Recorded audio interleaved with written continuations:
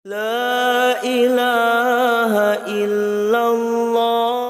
Kisah perjanjian Syekh Subakir dengan Sabdo Palon, untuk penyebaran agama Islam di Tanah Jawa. Kisah ini diawali dengan munculnya sosok ulama dari Persia yang datang ke Pulau Jawa. Dia adalah Syekh Subakir yang diutus untuk menyebarkan agama Islam di Tanah Jawa. Syekh Subakir kemudian bertemu dengan Sabdo Palon. Lalu keduanya beradu kesaktian dan akhirnya membuat sebuah perjanjian. Kisah dari Tanah Jawa ini konon tertera dalam tulisan lontar kuno yang diperkirakan ditulis oleh Kanjeng Sunan Derajat atau setidak-tidaknya oleh muridnya. Dikisahkan, konon ada semacam perjanjian antara Sabdo Palon sebagai pamomong, danyang gaib Tanah Jawa dengan Syekh Subakir sebagai penyebar agama Islam generasi awal di Tatar Jawa. Tanah Jawa pada masa itu terkenal sangat angker dan masih hutan belantara, sehingga pengaruh mistis di Tanah Jawa begitu kuat karena banyak jin dan setan menghuni setiap sudut Tanah Jawa. Hal tersebut dikisahkan dalam kitab Musarar. Kedatangan Syekh Subakir ke Tanah Jawa atas perintah Sultan Turki saat itu, yaitu Sultan Muhammad I. Kala itu Sultan Muhammad pertama bermimpi mendapat perintah untuk menyebarkan dakwah Islamiyah ke Tanah Jawa. Mubalainya haruslah berjumlah 9 orang. Jika ada yang pulang atau wafat, maka akan digantikan oleh ulama lain asal jumlahnya tetap 9.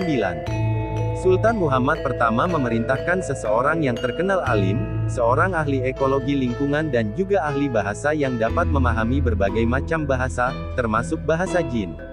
Dia juga seorang ahli ruqyah yang memiliki kemampuan untuk berinteraksi dengan dunia gaib serta memiliki keahlian dalam membabat tanah yang angker.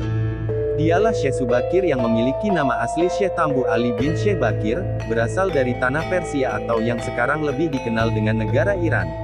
Syekh Subakir diutus secara khusus untuk menangani masalah-masalah gaib dan spiritual yang dinilai telah menjadi penghalang diterimanya Islam oleh masyarakat Jawa ketika itu.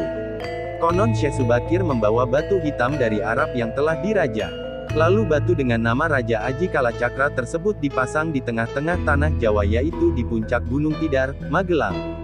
Gunung Tidar dipercayai sebagai titik sentral atau pakunya Tanah Jawa. Akibat dari kekuatan gaib suci yang dimunculkan oleh batu hitam tersebut menimbulkan gejolak yang luar biasa. Makhluk halus yang masih hidup pun mengungsi ke lautan. Bahkan, sebagian ada yang mati akibat hawa panas. Kegegeran di dunia gaib itu pun mengusik Ki Semar Badrayana alias Sabdo Palon, sang danyang Tanah Jawa yang sudah 9.000 tahun bersemayam di puncak Gunung Tidar. Sabdo Palon keluar mencari penyebab timbulnya hawa panas bagi bangsa jin dan lelembut itu. Sabda Palon lalu berhadapan dengan Syekh Subakir. Sabda Palon pun menanyakan maksud pemasangan batu hitam tersebut. Syekh Subakir mengatakan, menancapkan batu hitam itu untuk mengusir bangsa jin dan lelembut yang mengganggu upaya penyebaran ajaran Islam di Tanah Jawa oleh para ulama utusan Khalifah Turki Utsmaniyah. Setelah terjadi perdebatan, mereka pun segera mengadu kesaktian. Konon pertempuran antara keduanya terjadi selama 40 hari 40 malam. Syekh Subakir ternyata bukan orang sembarangan yang tidak mudah untuk dikalahkan. Akhirnya Ki Semar menawarkan sebuah perundingan kepada Syekh Subakir. Sabdo Palon mempersilahkan Syekh Subakir menyebarkan Islam di Tanah Jawa, namun dengan sejumlah syarat yang harus dipenuhi. Jika tidak dipenuhi, maka Sabdo Palon mengancam akan membuat goro-goro di masa yang akan datang. Syekh Subakir pun menyetujuinya. Berikut isi perjanjian antara Sabdo Palon dengan Syekh Subakir. 1. Jangan ada pemaksaan agama atau kepercayaan. 2. Jika hendak membuat bangunan tempat pemujaan atau ibadah, buatlah yang bangunannya nampak gaya Hindu Jawa, walau isi dalamannya Islam. 3. Jika mendirikan kerajaan Islam, maka ratunya harus campuran Hindu dan Islam. 4. Jangan jadikan orang Jawa menjadi orang Arab. Biarkan mereka tetap menjadi orang Jawa. Hati-hati jika orang Jawa hilang kepribadian dan budi pekertinya.